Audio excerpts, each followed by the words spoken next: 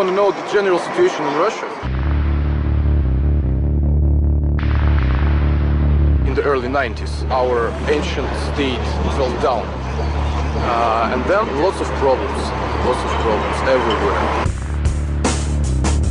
It just became capitalized, and the country just split into two parts, completely rich and completely poor people. The borders were open, and the hurricane of immigrants began. It's better when lots of people from another country, from poor countries, come to my country and try to work here. They see us as the people who completely destroy their lives. Never support immigrants. Just try to show that you don't like them. And that makes the atmosphere of hate. And they see that they cannot be here, and their children cannot be here.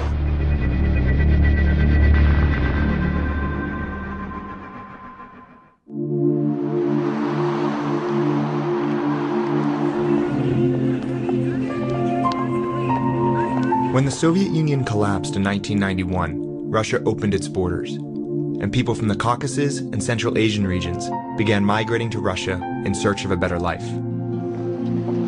Every year, hundreds of thousands of migrants enter Russia in search of jobs in the country's growing economy. Meanwhile, Russia's native population has gone into steep decline. The ethnic balance of Russia is shifting, and there's been a backlash. The contractor says, oh, I can hire this motherfucker and pay him just $1 per day. Why should I hire a Russian who asks for $10 per day? We are active young men who just try to see, not to close their eyes, to open their eyes. Every single moment, write about it.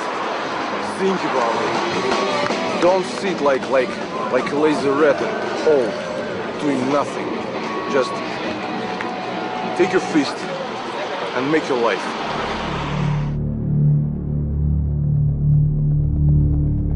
Attacks on immigrants have become an almost daily occurrence in Russia. Often it's the work of skinheads, inspired by the teachings of Adolf Hitler. Ironic, considering the Soviet Union lost more lives defeating the Nazis than any other country during World War II. I arrived in Moscow on April 19th, the day before Hitler's birthday, when every year there's a spike in violence around the country. Being a black man in Moscow it's dangerous. I'm always worried. I always watch my back.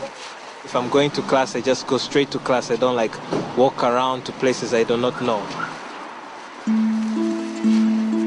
Foreign students at some of Moscow's universities are under lockdown during the days surrounding Hitler's birthday. They aren't allowed to leave their dorms for any reason, out of fear for their safety. We want to go out, we want to enjoy life. We want to go to class, we want to study with our friends, we want to be with our friends. It's like you're in a prison of some kind, it's like in one huge prison. Achille came to Moscow from Tanzania to study medicine. His roommate Jonathan is Sri Lankan American and moved from Miami to study to be a plastic surgeon. In Russia, it's completely different from what we had in the United States. They don't distinguish between colored people, whether you are tan, black, whatever, you're white or you're black. There's nothing in between.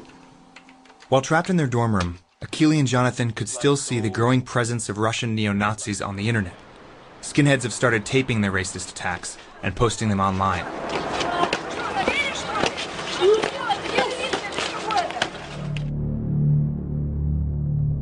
The first time I watched it, I was devastated, completely devastated. I didn't know what to do. I didn't know, you don't notice all this until somebody actually puts it on your face. Hey, this is what's happening in your country, in the country that you're living in. The attacks don't appear to be random, but rather organized and carefully orchestrated.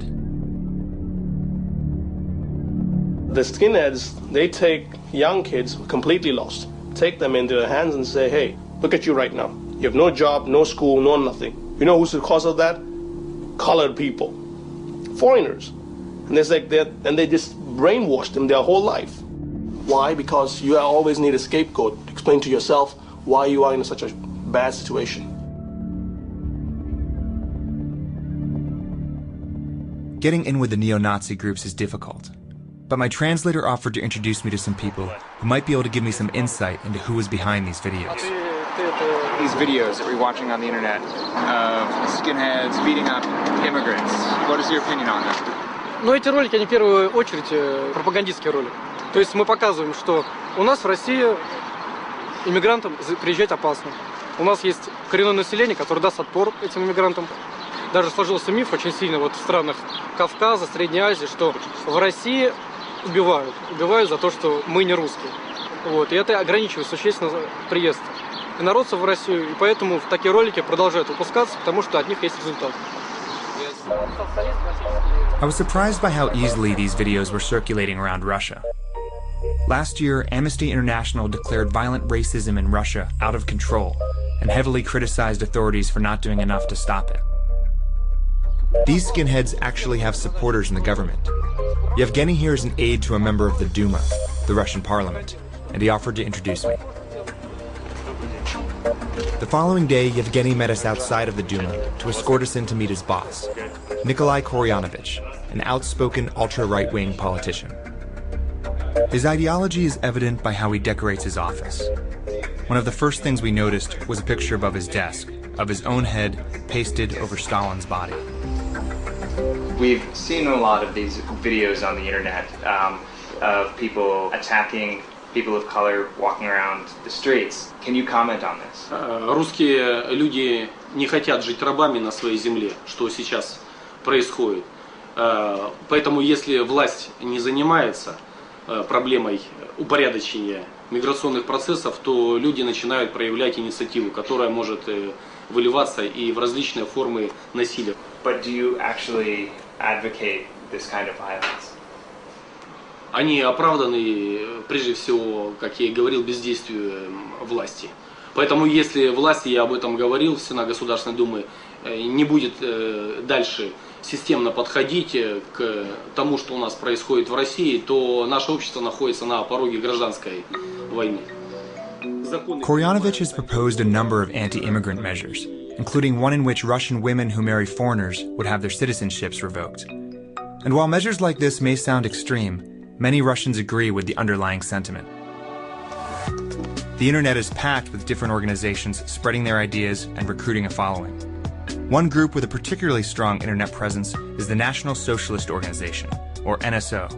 I learned they were holding a rally in honor of Hitler's birthday. Coming up, I talk with the leader of the NSO and go to their training camp deep in the woods. And I meet the skinhead responsible for many of the violent attack videos.